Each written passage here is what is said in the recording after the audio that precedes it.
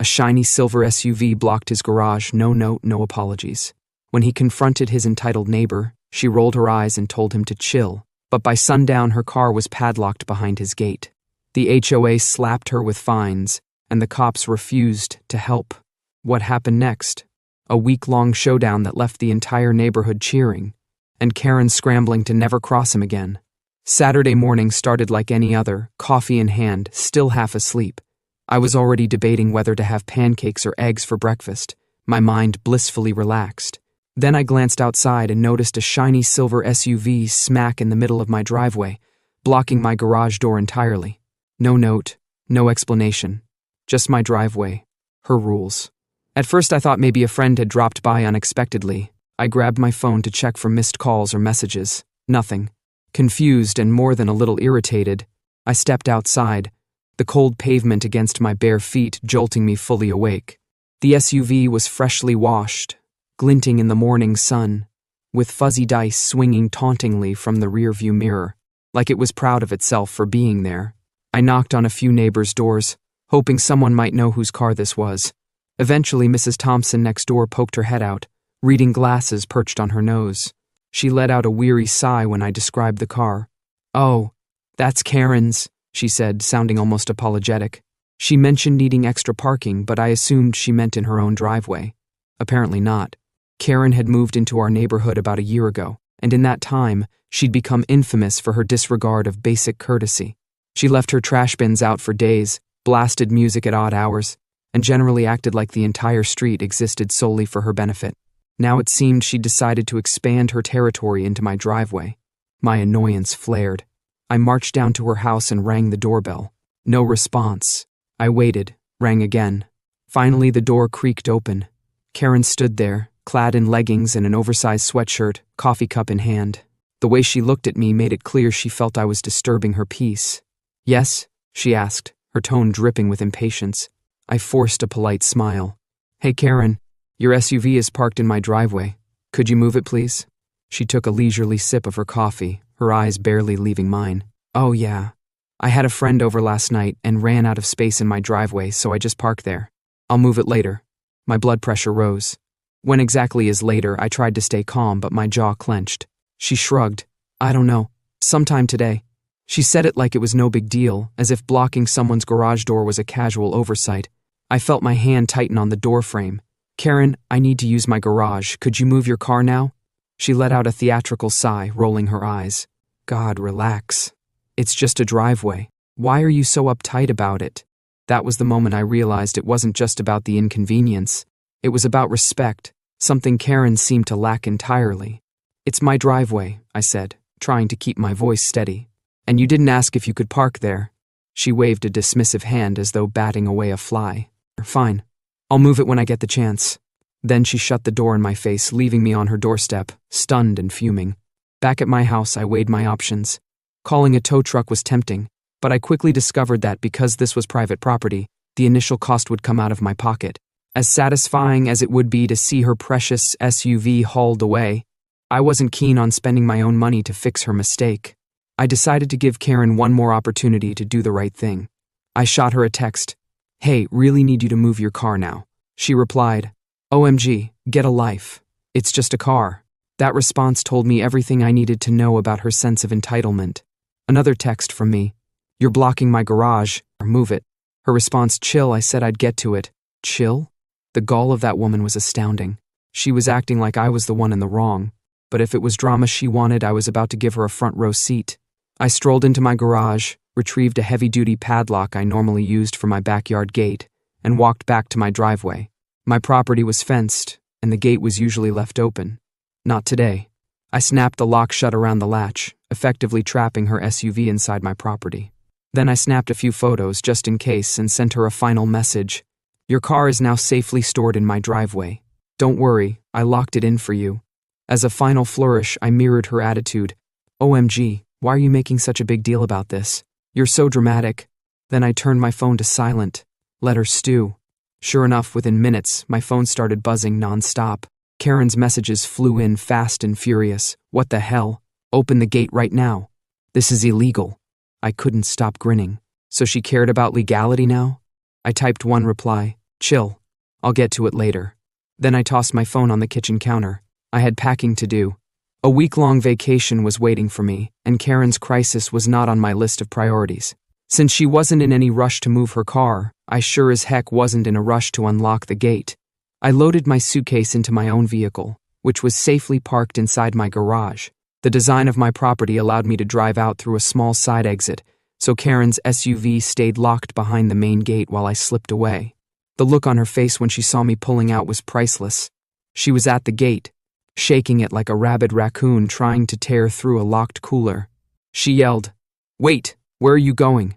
I rolled down my window and flashed a sweet smile. "Vacation." Her eyes practically bulged out of her head. "You can't be serious."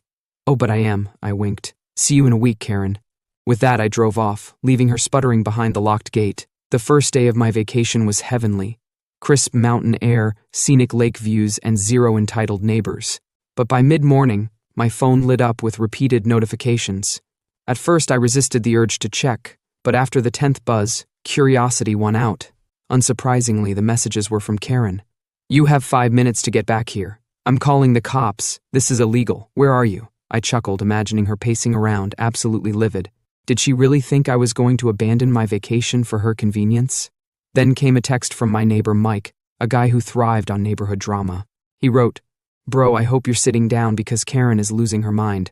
Attached was a video. I had to see this. The shaky phone footage showed Karen at my locked gate, tugging on the padlock like it might magically spring open if she yanked hard enough. She was yelling into her phone, presumably at me or maybe at the universe in general. At one point, she actually kicked the gate in frustration, then hopped away, clutching her foot. I laughed so hard I nearly spilled my coffee. By day 2 of my vacation, Karen's messages shifted from aggression to desperation. "Please, I'm sorry. Just open the gate. I didn't mean to be rude. I was having a bad day. My husband is going to kill me." So there was a husband in the picture. I wondered if he was aware of her hijinks. Mike told me he'd glimpsed him once, stepping outside and staring down the street as if he wanted no part of this drama. Apparently, he avoided confrontation even more than Karen did, probably out of sheer embarrassment. Mike came through with another update that night. Karen had tried calling a locksmith. The poor guy showed up, took one look at the locked gate, and asked for proof of property ownership. When she couldn't provide it, he refused to do anything. Mike reported that Karen threw a fit, spewing curses in front of the baffled locksmith, who left as quickly as he could. By day 3, Karen escalated further, contacting the HOA. Usually the HOA was the neighborhood menace. They handed out fines like candy on Halloween. But Karen was already on their radar for her long history of issues, blaring music, questionable building additions, and ignoring basic neighborhood guidelines. If anything, she was the last person who should have welcomed an HOA inspection. Later, Mike sent me a message. "HOA just left Karen's place. She tried to report you for locking her car in. They fined her instead for unauthorized vehicle storage." I can't breathe, this is hilarious. I nearly choked on my water. The idea of Karen trying to weaponize the HOA and getting fined herself was pure karmic justice.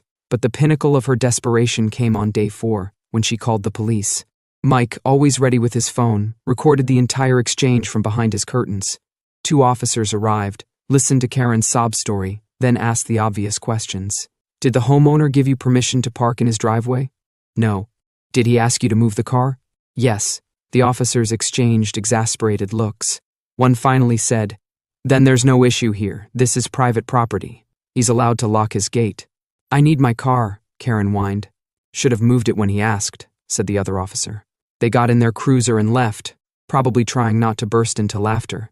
By the time I rolled back into the neighborhood at the end of the week, the legend of Karen's meltdown had spread like wildfire.